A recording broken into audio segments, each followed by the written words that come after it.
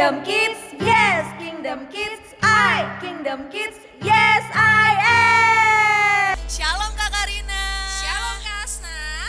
Halo adik-adik semua. Wah, hari ini kita udah jumpa lagi ya. Kita siap buat beribadah. Pasti adik-adik semua sudah semangat untuk memuji Tuhan kan? Iya dong Kak Karina. Oleh karena itu, yuk semuanya kita bangkit berdiri. Kita siapkan hati kita dan semangat kita buat puji nama Tuhan. Tapi sebelumnya kita mau sama-sama nyanyikan lagu Kingdom Kids.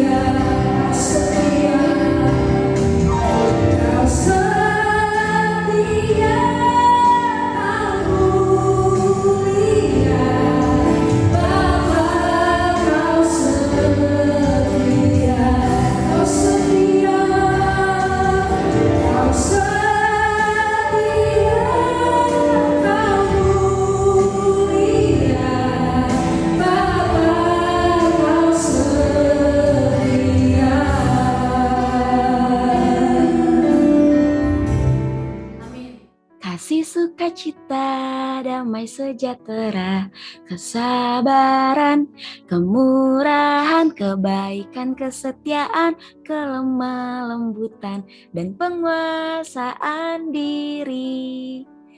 Wah, kita hari ini mau dengar firman Tuhan tentang apa ya? Kok Kak Asnat ada nyanyi tentang buah roh? Oke adik-adik, sebelum kita mulai, kita berdoa dulu yuk. Semuanya boleh lipat tangan, tutup mata, ikuti kakak berdoa ya. Tuhan Yesus, terima kasih atas hari ini. Sekarang kami siap untuk duduk diam dan mendengarkan firman Tuhan.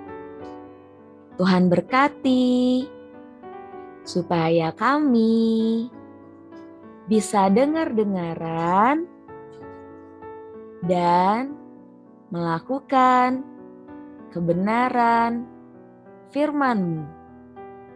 Hanya di dalam nama Tuhan Yesus kami berdoa dan bersyukur. Amin. Amin. Nah, adik-adik, coba kakak mau lihat dulu semuanya nih ya.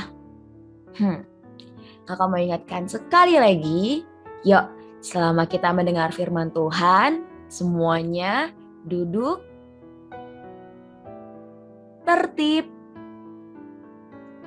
Siapkan Alkitab dan fokus. Oke, ayo kita mulai. Coba kakak mau benar-benar semuanya fokus. Ya. Oke. Adik-adik, kakak mau ajak kita buat buka dalam Galatia yang kelima. Galatia pasal yang kelima ayat 22. Sekali lagi ya, Galatia pasal yang kelima ayat 22. Tetapi buah roh ialah kasih, sukacita, damai sejahtera, kesabaran, kemurahan, kebaikan, kesetiaan. Nah, hari ini tema kita adalah kesetiaan. Apa? Kesetiaan. Nah, adik-adik, siapa yang tahu apa itu kesetiaan? Apa itu ya? Kesetiaan itu dari kata dasar setia. Ada yang bisa jelasin? Coba.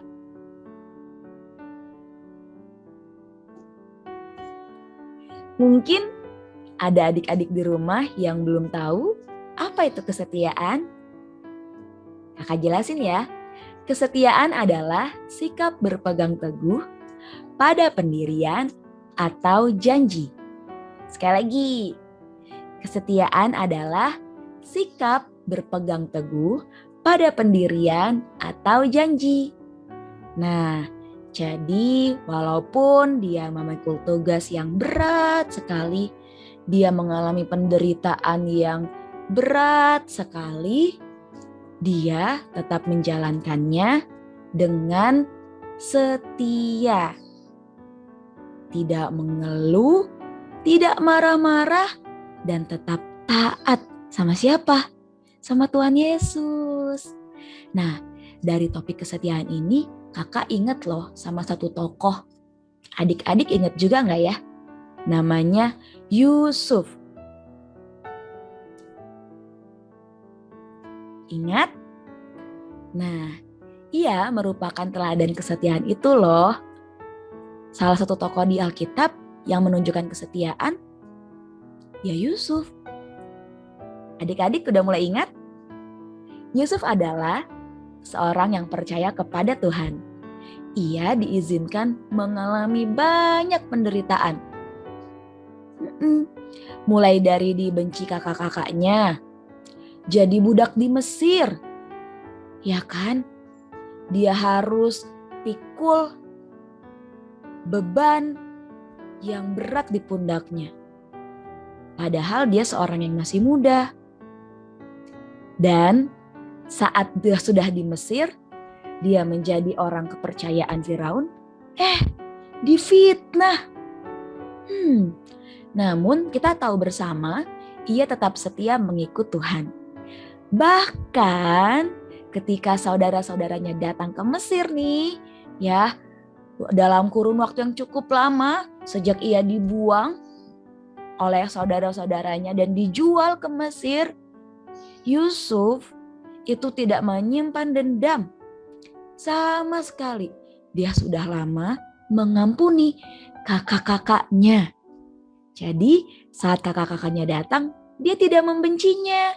Sama sekali tidak membenci mereka semua, apalagi memiliki niat untuk balas dendam. Wow, kita melihat bersama nih. Jadi walaupun Yusuf itu memikul beban yang berat, Yusuf senantiasa setia loh. Ya kan? Adik-adik mulai ingat ceritanya?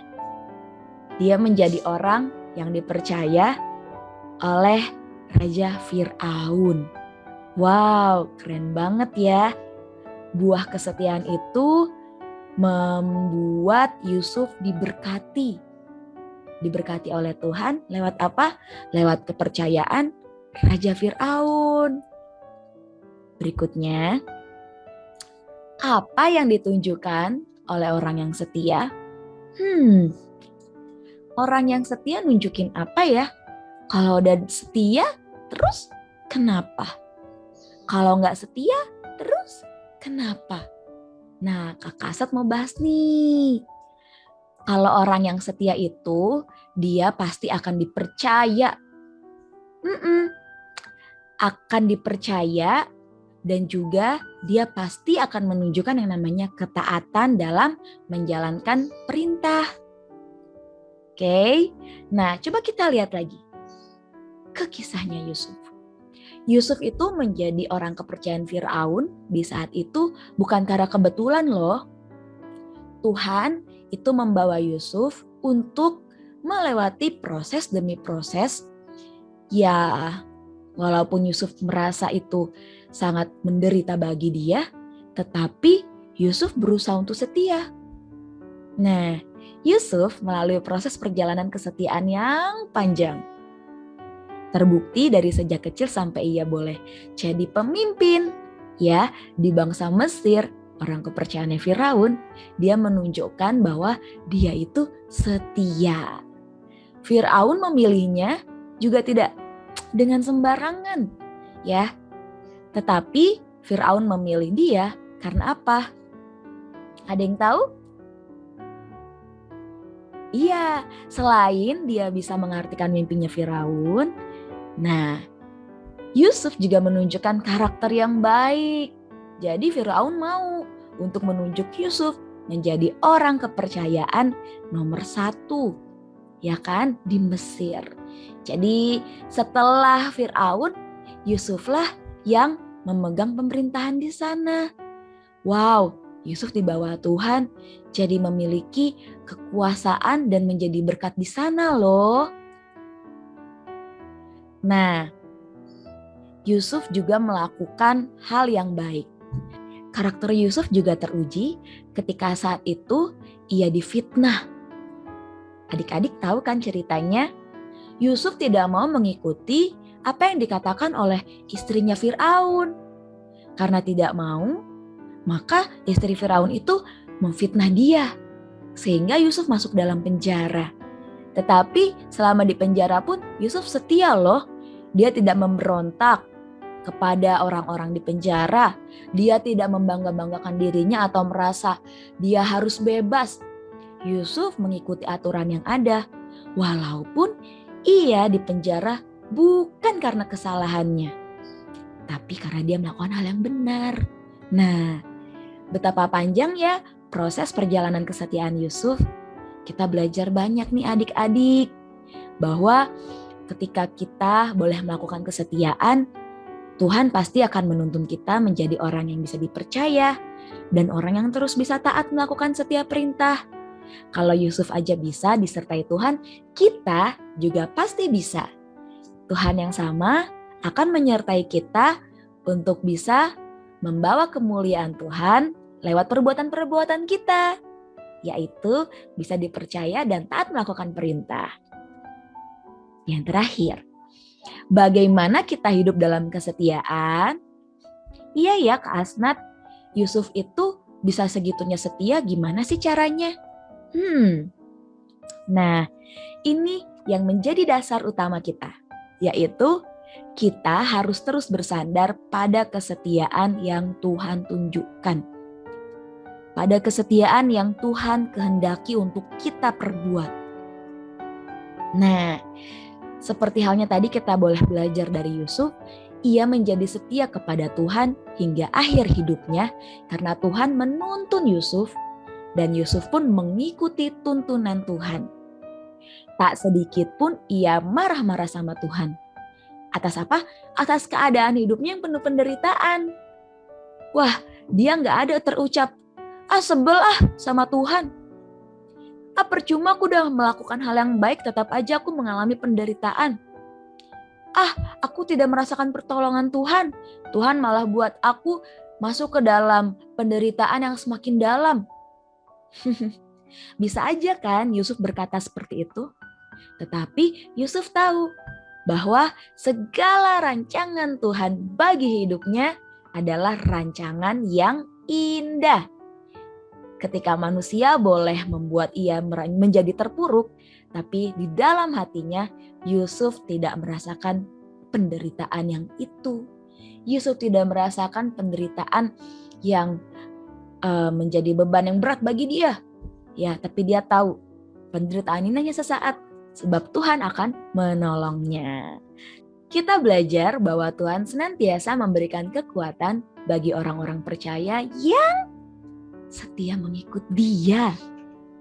Ya, meski berat kita tahu kita itu tidak sendiri. Jadi Tuhan pasti memberikan kita kekuatan, kemampuan untuk apa? Untuk kita bisa terus setia.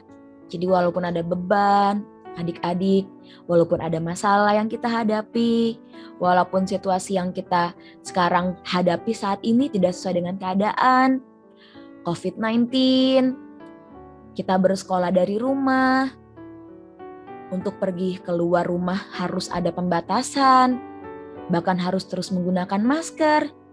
Ya, keadaan yang tidak nyaman. Tetapi kita tahu kok, kita tidak sendirian. Tuhan pasti akan memulihkan keadaan kita. Oke, asalkan kita apa? Terus setia berdoa sama Tuhan. Nah, kita belajar dari Amsal 19 ayat yang ke-22. Adik-adik kita buka ya Alkitabnya. Amsal 19 ayat yang ke-22. Kakak bacain ya. Sifat yang diinginkan pada seseorang ialah kesetiaan. Lebih baik orang miskin daripada seorang pembohong. Nah, seorang pembohong dapat menyakiti hati orang lain, dapat merusak kepercayaan dan menghancurkan hubungan. Sebagai anak-anak Allah, kita tidak boleh berbohong. Bohong menunjukkan seseorang tidak taat dan ia juga tidak dapat dipercaya. Perkataan yang jujur adalah cerminan kesetiaan dan kehadirannya membawa damai sejahtera. Jadi, mau berkata jujur atau bohong? Ya berkata jujur dong. Oke. Nah, yang kedua, kita belajar setia dari perkara-perkara yang kecil. Yuk adik-adik buka dalam Lukas 16 ayat yang ke-10. Lukas ada di perjanjian baru ya. Kita buka pasalnya yang ke-16.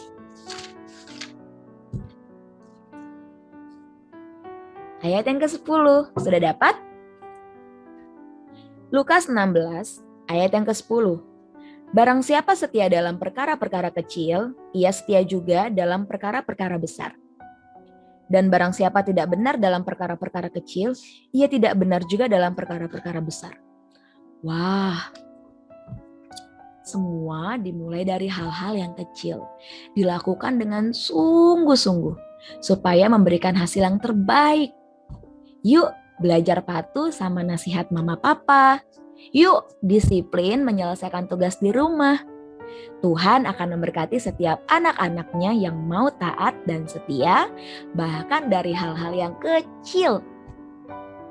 Oke adik-adik? Jadi, yuk kita terus taat melakukan firman Tuhan, walaupun keadaan kita sedang tidak baik, walaupun kondisi saat ini di seluruh dunia sedang COVID-19. Lebih baik, yuk jangan tinggalkan doa kita, tapi teruslah berserah kepada Tuhan dalam doa dan permohonan kita. Oke, berikutnya kita perlu setia dari hal-hal yang kecil, taat sama mama papa, menyelesaikan tugas. Itu excellent loh kalau kita bisa melakukannya. Kakak yakin adik-adik di rumah pasti bisa. Karena Tuhan akan menyertai kita semua. Tuhan akan memberikan kekuatan bagi kita untuk bisa melakukan kesetiaan. Oke? Yang mau untuk melakukan firman Tuhan, katakan, aku mau. Aku bisa. Tuhan menolongku. Bisa? Ya. Yang mau melakukan firman Tuhan, ayo katakan, aku mau. Aku bisa. Tuhan pasti menolongku. Yeay. Sekian firman Tuhan yang kakak sampaikan. Semoga adik-adik terberkati dan adik-adik mau melakukannya di rumah, dimanapun kita berada. Mari kita tutup dalam doa. Tuhan Yesus, kami mengucap syukur, kami telah selesai mendengarkan firman-Mu. Kami berdoa Tuhan, biarlah Tuhan Yesus yang memberkati firman Tuhan yang boleh tertanam dalam hati kami. Kami senantiasa melakukannya dalam kehidupan kami. Dan terlebih Tuhan, kami juga boleh setiap hari memberi yang terbaik sama Tuhan, melakukan kesetiaan dari hal-hal yang terkecil dalam kehidupan kami sehari-hari. Terima kasih ya Tuhan. Di dalam nama Tuhan Yesus Kristus kami telah berdoa dan mengucap syukur. Haleluya. Amin. Amin. Nah, sekarang tiba waktunya bagi kita buat lihat pemenang challenge minggu lalu. Ini dia.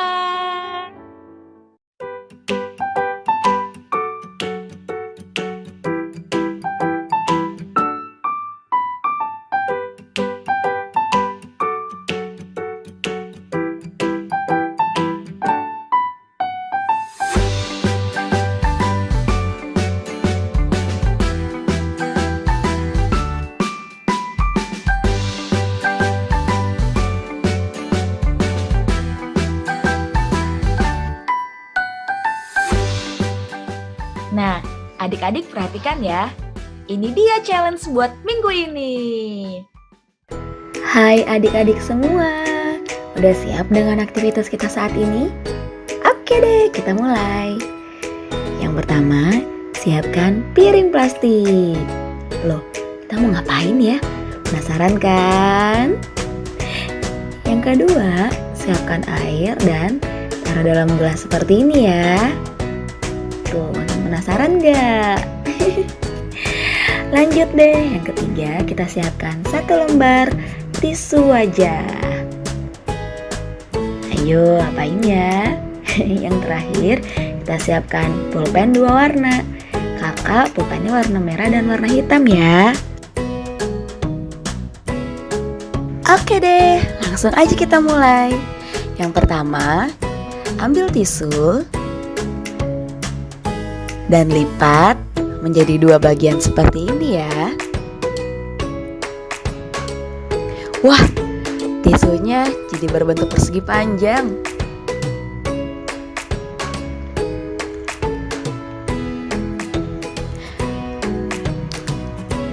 Kemudian, siapkan pulpen warna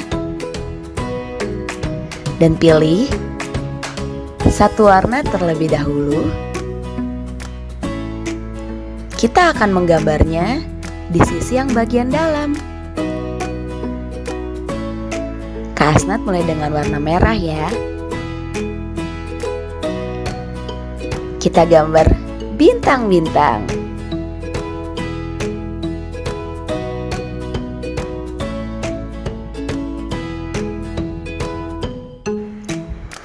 Adik-adik bisa membentuk bintang sesuka hati adik-adik.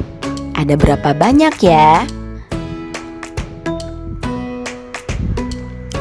Kemudian kita gambar di bagian depannya. Wah, kakak gambar apa ya? Nah, benar sekali, Kak Hasnat menggambar rumah.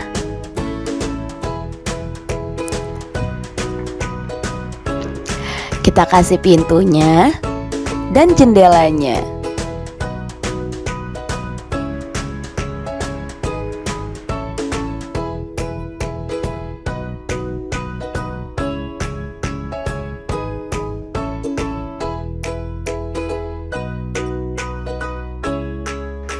Sudah jadi nih.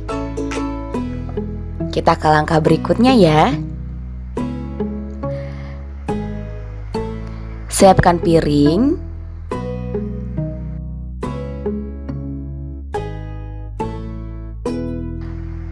Tuang air secukupnya.